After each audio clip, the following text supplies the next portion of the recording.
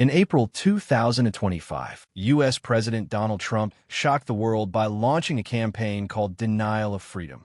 He declared that America would sharply increase tariffs on foreign goods to protect U.S. factories and bring jobs back home. This had serious consequences for countries that export to the U.S., especially Mexico. Unexpectedly, Mexico's President Claudia Sheinbaum responded quickly and confidently. Her swift reaction marked the beginning of a trade war, but also led to Trump excluding Mexico from the new tariffs, which were imposed on other countries. Mexico was relieved that it avoided the massive tariffs imposed by Washington. Mexico is highly dependent on trade with the U.S., particularly in the automotive industry. Around 80% of all vehicles produced in Mexico are sold to the American market. If the U.S. were to sharply raise tariffs on Mexican cars, Mexico's economy would face disaster. Thousands of jobs would be at risk, factories could be forced to shut down, and prices in the country would skyrocket. President Sheinbaum didn't panic. Instead of threatening retaliatory sanctions, she reminded the U.S. of a USMCA agreement, signed in 2010 by the U.S., Mexico, and Canada. This agreement was created to ensure fair and uninterrupted trade among the countries. Thanks to this calm but firm reaction, Mexico and Canada were spared the harshest tariffs, unlike many other countries that were thrown into confusion after Trump's sudden decision. Sheinbaum's diplomatic efforts, combined with her strong stance, avoided the worst outcomes for Mexico. During a speech, she explained that according to the trade agreement, no new tariffs on Mexican goods should be imposed. The principle of reciprocity meant that if Mexico didn't impose tariffs on U.S. goods, the U.S. would not increase taxes on Mexican goods either. However, she also made it clear that Mexico needed to prepare for any future economic challenges. To reduce dependence on imports, she proposed a new plan to strengthen Mexico's economy. The plan included 18 steps, one of which was to increase vehicle production by 10%. Another key measure was to replace imported auto parts with domestic ones, increasing the share of Mexican-made components in the auto industry by 15%. This was to ensure that Mexico would be ready for any future trade storms. Meanwhile, major U.S. companies like Ford, Toyota, and General Motors were watching the situation closely. Their production is closely tied to seamless trade between Mexico and the U.S. The introduction of high tariffs could disrupt their operations. Some companies began discussing freezing investments or even moving factories until the situation became clearer. This shows how interconnected the economies of the U.S. and Mexico are. Any drastic move by one side instantly affects the other. While Mexico handled the crisis well, the key question remains: how reliable can trade between North American countries be in the future? One of Mexico's key strategies in this tariff war was the so-called mirror revenge plan. This wasn't just an empty threat. It was a carefully crafted and powerful tool.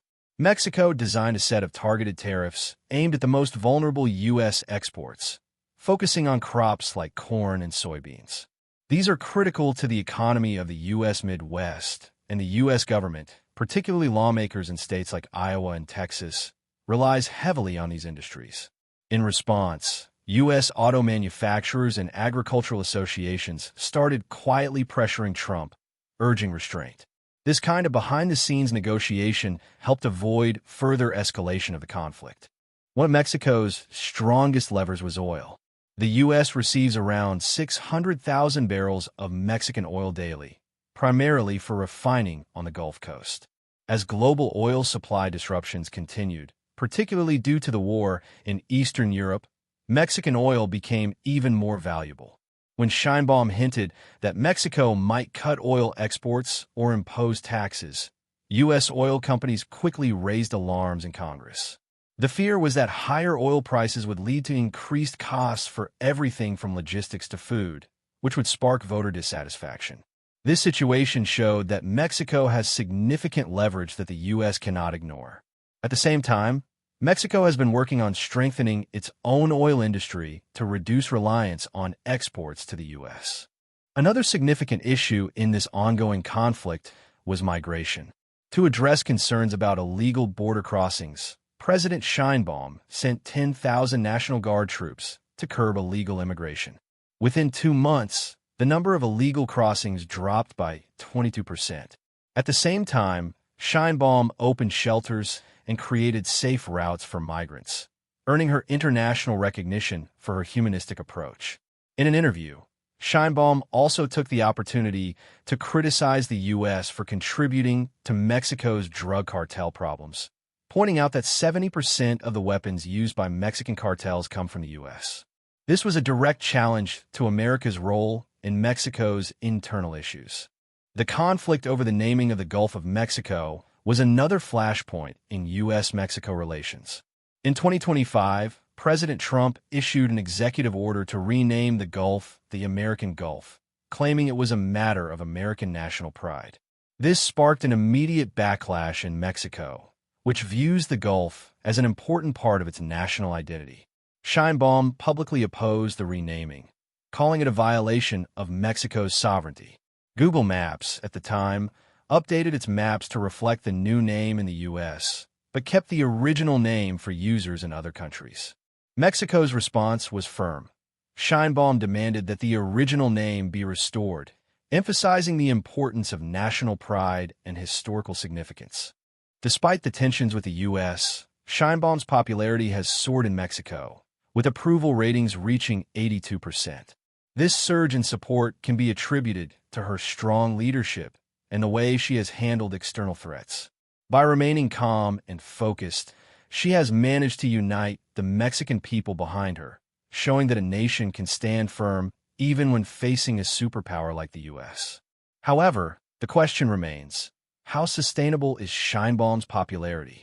If Trump's influence wanes, will Sheinbaum's popularity diminish as well? This is a crucial issue for Mexico's future, as it faces ongoing pressure from both within and outside its borders. While tensions between the U.S. and Mexico may have settled for now, there is no guarantee that they won't flare up again. Tariffs may be paused, but many believe they're simply waiting for the right moment to be reintroduced. In response, Mexico has quietly prepared a new strategy to protect itself from future threats. The future of U.S.-Mexico trade and diplomacy remains uncertain. Will Mexico continue to surprise the world with its resilience, or will Trump's influence rise again? Only time will tell, but one thing is clear. Mexico is no longer just a passive player in the North American trade game. It has become a force to be reckoned with.